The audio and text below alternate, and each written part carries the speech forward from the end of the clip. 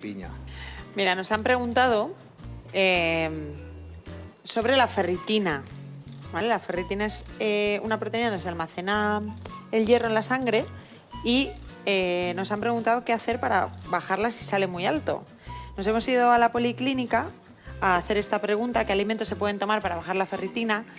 Y nos responde Eider Sánchez, que es nutricionista de la Policlínica Guipúzcoa.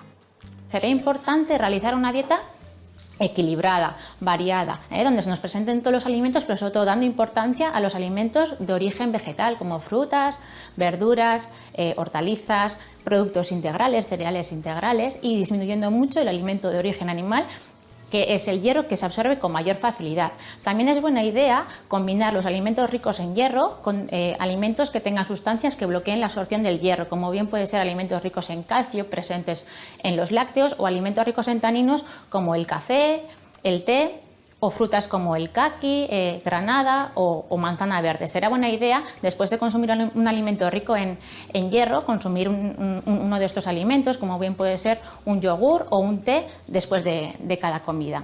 También es importante evitar abusar de vitamina C cuando consumimos alimentos ricos en hierro, ya que la vitamina C facilita la absorción de hierro. O sea, al contrario de lo que decimos cuando se necesita aumentar la absorción del hierro.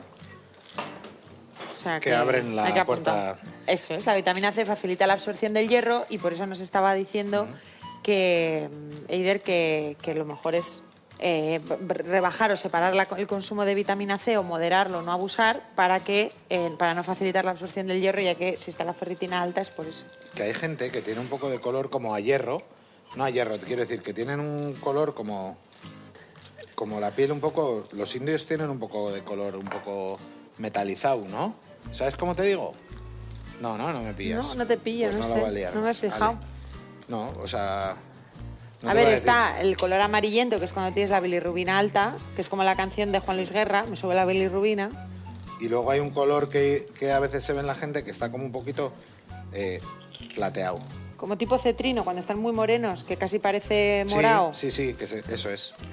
Pero igual me estoy liando yo con un viaje a Lanzarote con falta de hierro, ¿eh? O sea que... No, se te pueden poner los labios morados o azules, o sea, puede estar cianótico cuando te falta oxígeno. Pues...